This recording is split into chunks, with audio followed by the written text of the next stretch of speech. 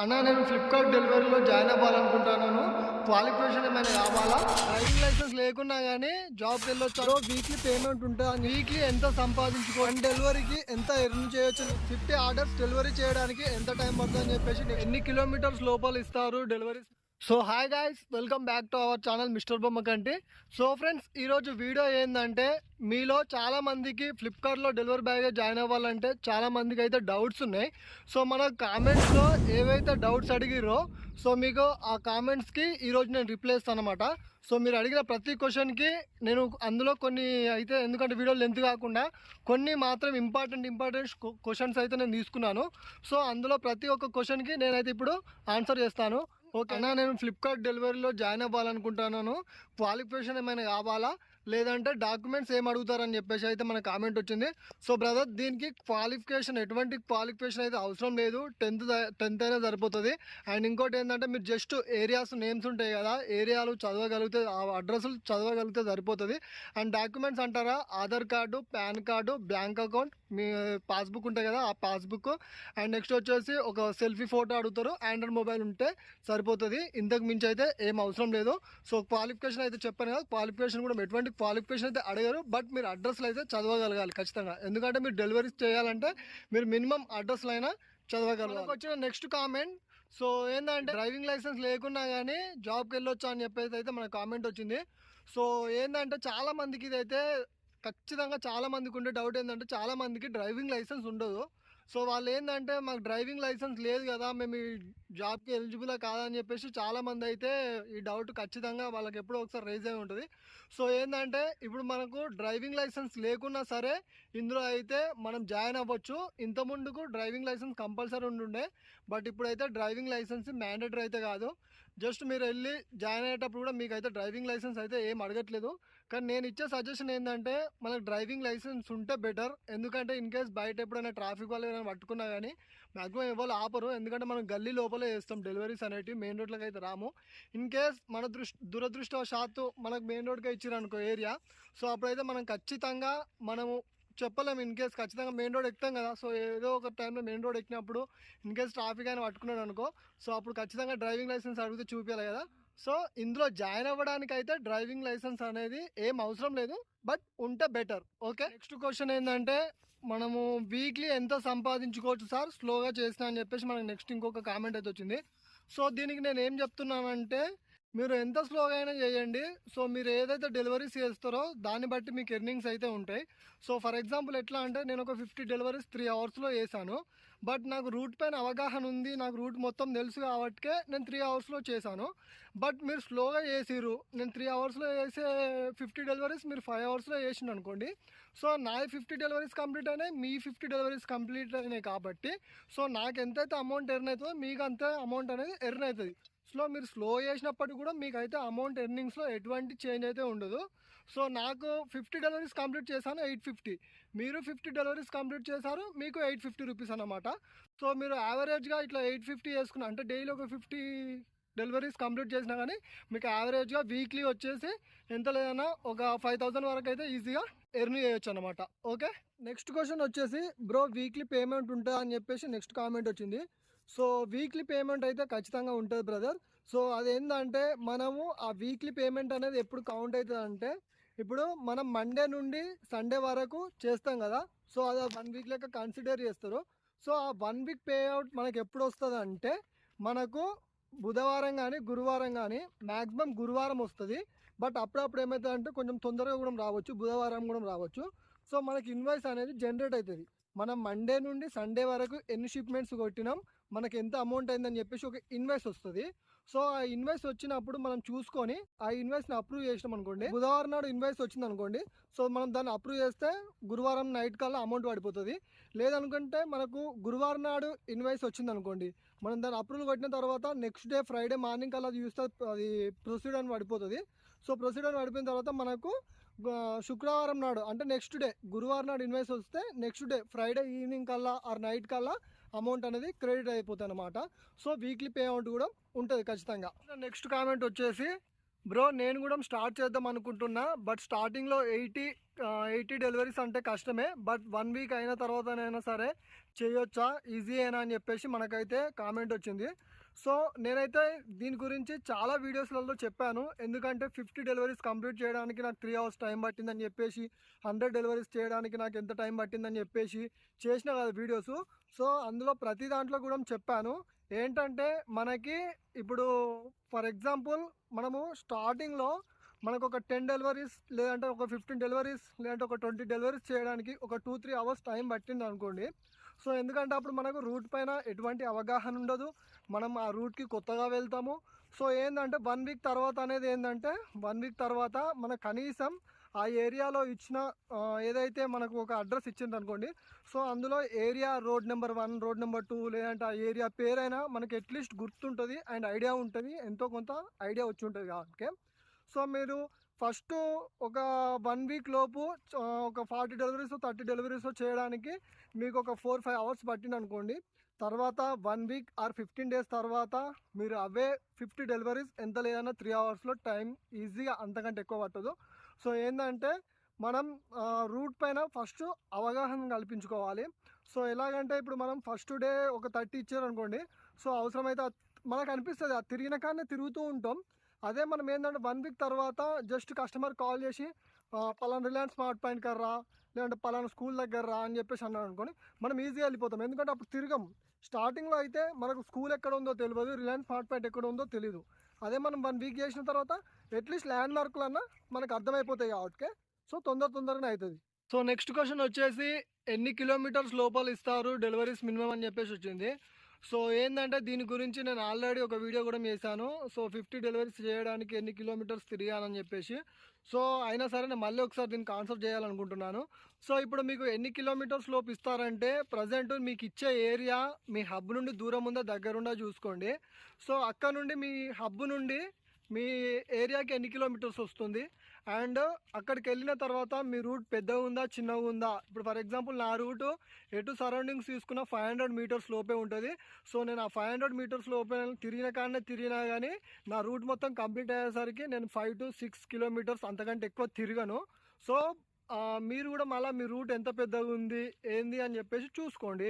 లేదంటే ఒకరోజు మీరు జాయిన్ అయిన తర్వాత రూట్కి వెళ్ళేటప్పుడు మీ స్పీడోమీటర్ని 0 చేసుకొని డైలీ ఎన్ని కిలోమీటర్లు తిరుగుతున్నామనేది చూసుకోండి.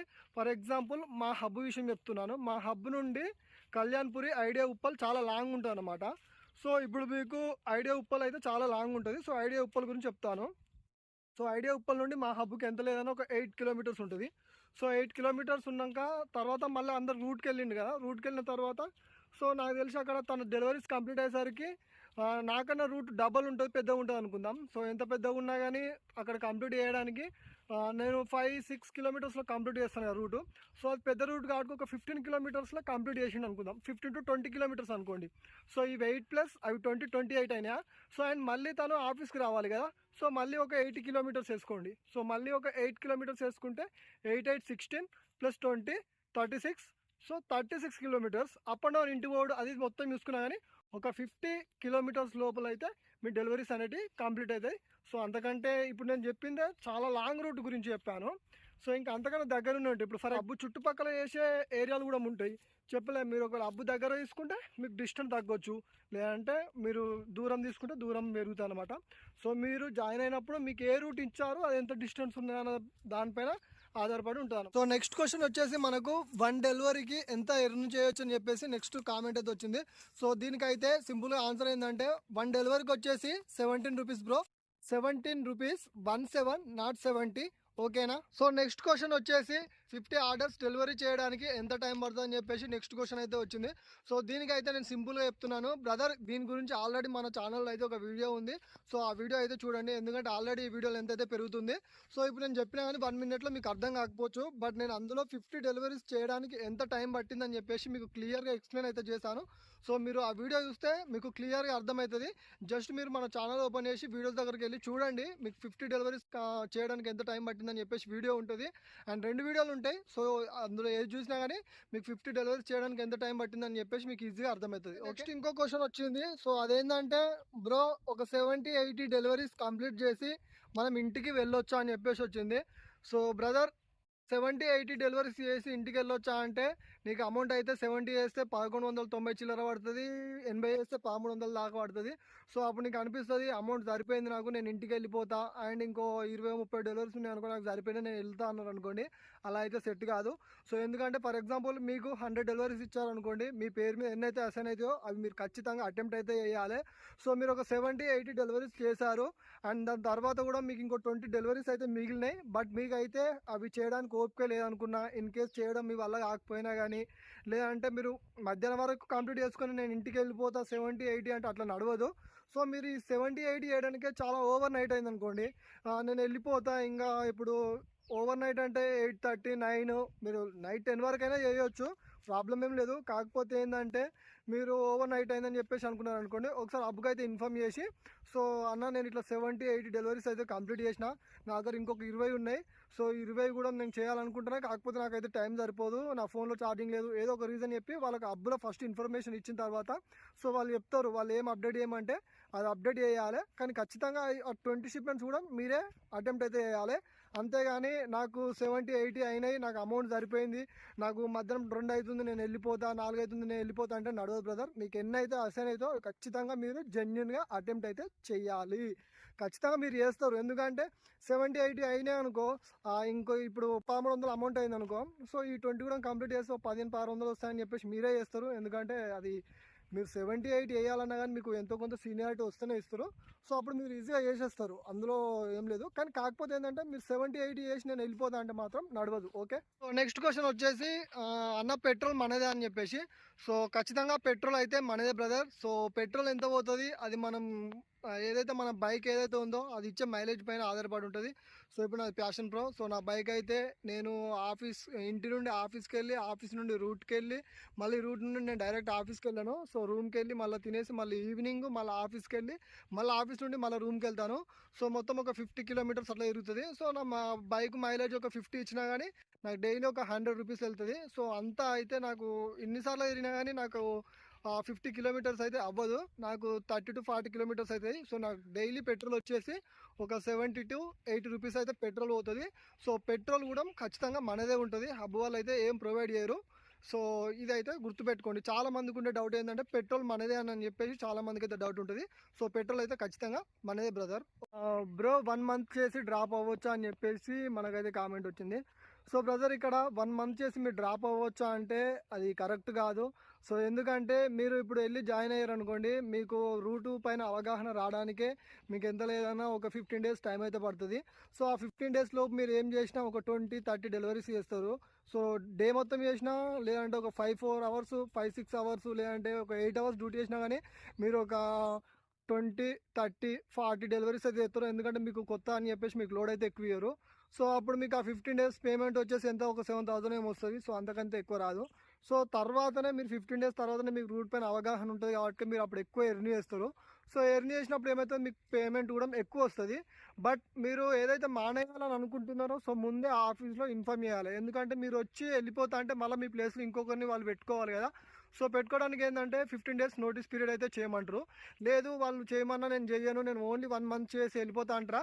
సో మీ శాలరీ ఖచ్చితంగా ఎంజీ అయినా, లేకపోతే షిప్మెంట్ అయినా, లేదంటే శాలరీ అయినా సరే, సో మీరు ఎంతో కొంత కొన్ని రోజులు ఆడ వాళ్ళ పైన ఉంటాయి. సో ఖచ్చితంగా వాళ్ళకు చిన్న మెయిల్ వేస్తారు. సో మెయిల్ వేయగానే 100% మీ శాలరీ అయితే హోల్డ్ అవుతుంది. రేపు తెల్లారంగా మీకు శాలరీ పడేది ఉన్నా కానీ సరే, వాళ్ళు సింపుల్గా మెయిల్ వేయగానే ఖచ్చితంగా తెల్లారంగా వాడే శాలరీ కూడా హోల్డ్ అవుతుంది. సో మీరు 1 మంత్ చేసి డ్రాప్ అవ్వచ్చా అంటే, సో ఆ 1 మంత్ కూడా ఖాళీగా ఉండడమే బెటరు. ఎందుకంటే ఇక్కడికి వచ్చి మీరు ఇబ్బంది పడి మళ్ళీ శాలరీ హోల్డ్ చేస్తారు అది అని చెప్పేసి అంత రిస్క్ అయితే తీసుకోకండి.